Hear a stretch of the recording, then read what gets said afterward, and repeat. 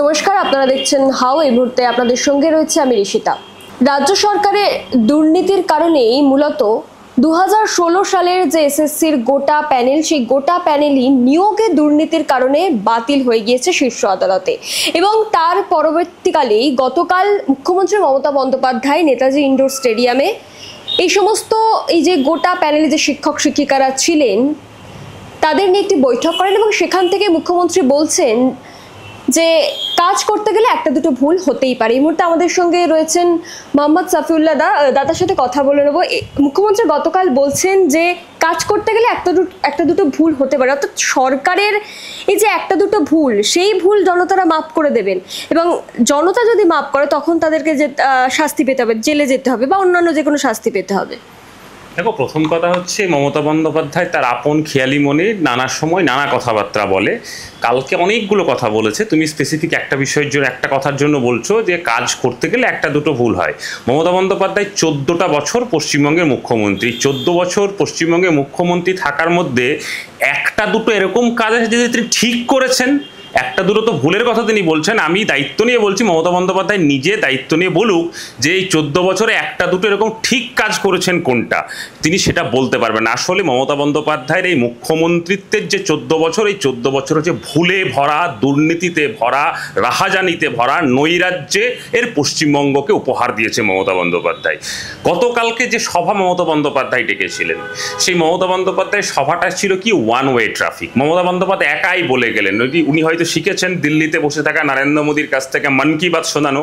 উনি যদি মন কি বাতই শোনাবেন তাহলে এই রাজ্যের যোগ্য অযোগ্য বা যে শিক্ষকদেরকে ডেকেছিলেন তাদেরকে ডাকার কোনো প্রয়োজন ছিল না। তাদেরকে ডেকে নিয়ে এসে হুড়োহুড়ির মধ্যে পুলিশের মার খাওয়ানো বা নিজেদের মধ্যে গন্ডগোল করানো বা ওই কি বলবো কার্ড বিক্রি করা নিয়েও তোলাবাজি শুনছিলাম আর কি, এইসবগুলো কোনো প্রয়োজন ছিল না। প্রেস কনফারেন্স করতে পারতেন, ফেসবুক পেজে গিয়ে লাইভ করে তিনি তার মন কি বাত শোনাতে পারতেন। পশ্চিমবঙ্গের মানুষ বা ওই শিক্ষক শিক্ষিকারা বিশ্বাস করতো না করতো তাদের মতামত তারা দিত।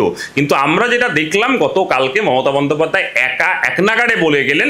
একজন দুইজন প্রশ্ন করবার চেষ্টা করেছিল, তাকে বারবার থামিয়ে দেওয়া হয়েছে। মমতা বন্দ্যোপাধ্যায়ের চিরাচরিত যে রোগ, সেই রোগেরও বহিঃপ্রকাশ আমরা গতকাল দেখলাম। কি পেল গতকালকে, কারা এসেছিল ওখানে?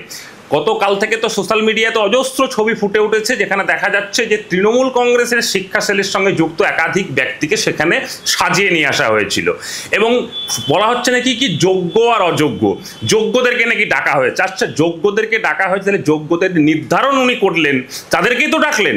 তাহলে যোগ্যদের যিনি উনি নির্ধারণ করে থাকেন, তাহলে কেন এই যোগ্যদের লিস্টটা সুপ্রিম কোর্টে গিয়ে উনি জমা দিচ্ছেন না? জমা দিলেই তো পুরো সমস্যার সমাধান হয়ে যায়। আজকে যে বিষয়টা হয়েছে, পশ্চিমবঙ্গে 26,000 যে শিক্ষকের চাকরি বাতিল হয়েছে, মমতা বন্দ্যোপাধ্যায় নিজের চুরি, নিজের দুর্নীতিকে ঢাকতে বামপন্থীদের ওপরে, বাম সরকারের সময়কার বিভিন্ন ঘটনা বলছেন বা বিভিন্ন বামপন্থী উকিলদের থেকে আঙুল তুলছেন। আসল ঘটনার দায়বদ্ধ কে, রেসপন্সিবল কে? আচ্ছা শোনো, এসএসসি যে চাকরি, এসএসসি বোর্ড একটা অটোনোমাস বোর্ড, তারা পরীক্ষা নিয়েছিল। এর সঙ্গে মধ্যশিক্ষা পর্ষদ, তার সঙ্গে হচ্ছে এডুকেশন ডিপার্টমেন্ট। আমরা কি দেখেছি গত 1-2-3 বছরে সিবিআইয়ের অজস্র অপদার্থতা আছে। সেই অজস্র অপদার্থতার মধ্য থেকেও সিবিআই কিন্তু এই 3 দপ্তরের যারা মাথা, ইনক্লুডিং প্রাক্তন শিক্ষামন্ত্রী পার্থ চট্টোপাধ্যায়, সবাইকে জেলে নিয়েছিল। সিবিআই তার অপদার্থতা বা ওই দিদি মোদির যে তথাকথিত সমঝোতা, সমঝোতার জন্য একে একে দুর্নীতিগ্রস্তরা বেল পেয়ে যাচ্ছে। তার মানে হচ্ছে এখানে মধ্যশিক্ষা পর্ষদ, এসএসসি এবং শিক্ষা দপ্তরের সর্বোচ্চ মাথারা যুক্ত হয়ে আছে। অর্থাৎ পুরো তৃণমূল কংগ্রেসের সরকারটাই প্রাতিষ্ঠানিক এই দুর্নীতির সঙ্গে যুক্ত। তাহলে সবার আগে আনসারেবল হচ্ছে এই সব চুরি এবং দুর্নীতির মধ্যমণি মমতা বন্দ্যোপাধ্যায়। অর্থাৎ উনি নিজে অপরাধী, উনি নিজে দুর্নীতিগ্রস্তদের মদতদাতা বা উনি নিজেই দুর্নীতির সঙ্গে যুক্ত। তাহলে ওনার যে অ্যাপ্রোচটা, সেই অ্যাপ্রোচটা হওয়া উচিত ছিল অনেকটা সাবমেসিভ অ্যাপ্রোচ না করে সেই চোরের মায়ের বড় গলার মতো উনি চিৎকার চেঁচামেচি করে আবার এই যাদেরকে ডাকলেন এদেরকে বিভ্রান্ত করলেন। আমার বিশ্বাস করি যারা যোগ্য শিক্ষক, যারা নিজেদের যোগ্যতার ভিত্তিতে চাকরি পেয়েছেন, তারা এই বিভ্রান্তিকারী মমতা বন্দ্যোপাধ্যায়ের অতীতের অজস্র মিথ্যার মতো এই মিথ্যা বচনকারী মমতা বন্দ্যোপাধ্যায়কে তারা কেউ বিশ্বাস করবে না।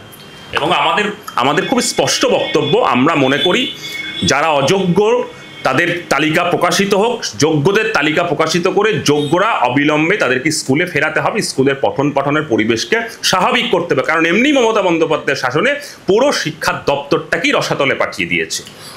মুখ্যমন্ত্রী কালকে বলছেন যে আগে যোগ্যদেরটা দেখে নি, তারপর অযোগ্যদেরকে নিয়ে আমি আবার বসবো। তিনি কিভাবে বুঝছেন যে কারা যোগ্য কারা অযোগ্য? এতে প্রশ্ন তো এখানেই, যোগ্যদেরকে আজকে এই যোগ্য অযোগ্যদের মধ্যে যে গন্ডগোল পাকানো বা কারা যোগ্য বা কারা অযোগ্য, মানে ওই যে কথায় আসছে যে চালের মধ্যে কতগুলো কাকর না কাকরের মধ্যে কতগুলো চাল, এই প্রসঙ্গগুলোর যে জটিলতা, এই জটিলতায় মমতা বন্দ্যোপাধ্যায় এবং তার সরকারই তৈরি করেছে। তা না হলে একদম যারা অযোগ্য তাদের তালিকাটা এসএসসি বা মধ্যশিক্ষা পর্ষদ যে সুপ্রিম কোর্টে দিয়ে দিতে পারতো, আর সিবিআইয়ের যদি এই অপদার্থতা না থাকতো তাহলে পুরো চিত্রটা পরিষ্কার হয়ে যেত, এবং পরিষ্কার হয়ে যেত যে রাজ্যের কয়েক হাজার চাকরি তৃণমূলের নেতা, একদম পাড়ার নেতা থেকে নবান্ন পর্যন্ত, কালীঘাট পর্যন্ত কাদেরকে 10 লক্ষ 20 লক্ষ দিয়ে চাকরি পেয়েছে তাদের তালিকাটাও প্রকাশ হয়ে যেত।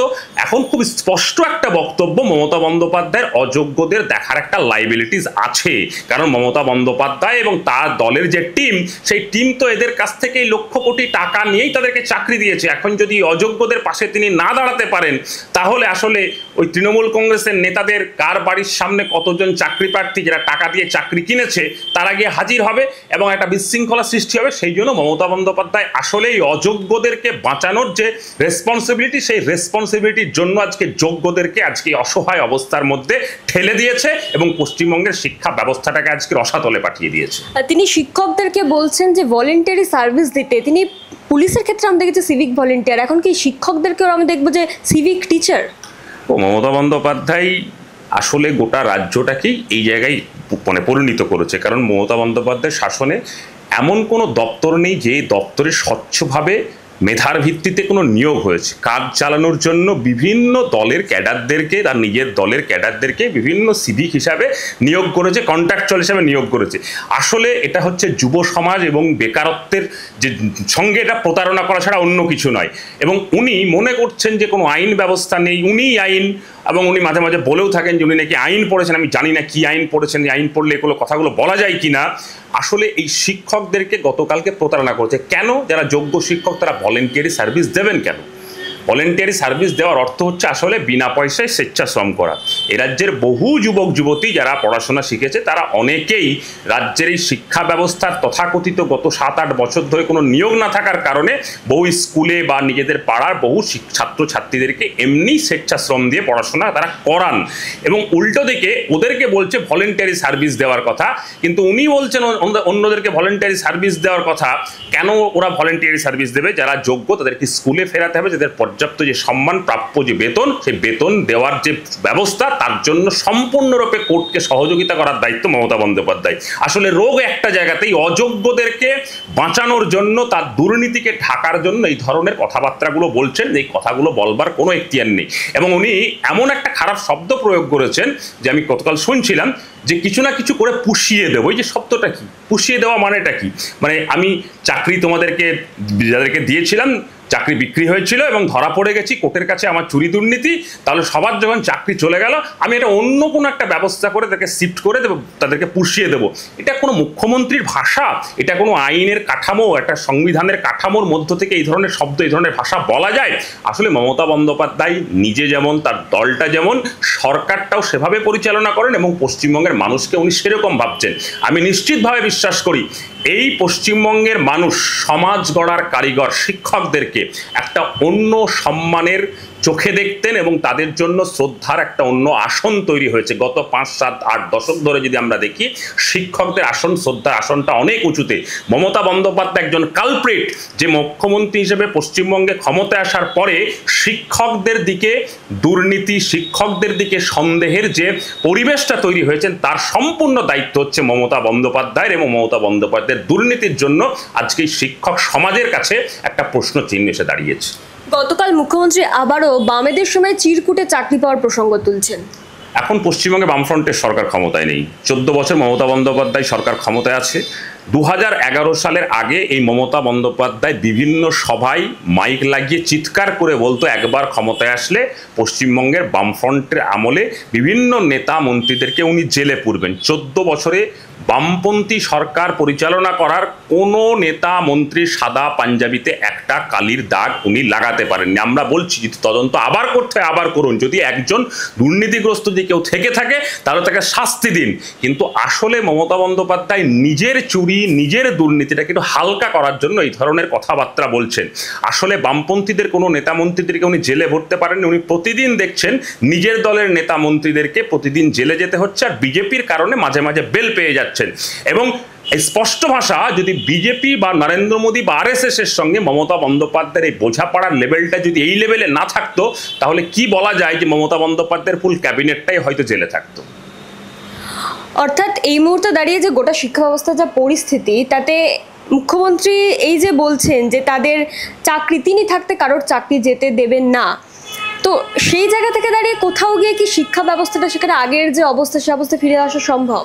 পশ্চিমবঙ্গে সবার চাকরি থাকবে, শিক্ষা ব্যবস্থাটা আবার ঠিকঠাক হবে যদি ওই ভদ্রমহিলা অর্থাৎ মমতা বন্দ্যোপাধ্যায়, মাননীয় মমতা বন্দ্যোপাধ্যায়ের চাকরি, মুখ্যমন্ত্রীর যে চাকরিটা আছে ওই চাকরিটা যদি চলে যায় তাহলে পশ্চিমবঙ্গের আবার সুন্দর হবে। পশ্চিমবঙ্গে 34 বছর পশ্চিমবঙ্গে দেখেছে কিছু ভুল ত্রুটি নিশ্চিতভাবে ছিল, কিন্তু শিক্ষা ব্যবস্থা পশ্চিমবঙ্গে ছিল, পশ্চিমবঙ্গে অন্যান্য ব্যবস্থাগুলো ছিল, পঞ্চায়েত ব্যবস্থাগুলো ছিল, এই প্রাতিষ্ঠানিক দুর্নীতি যে বিষয়গুলো সামনে আসেনি।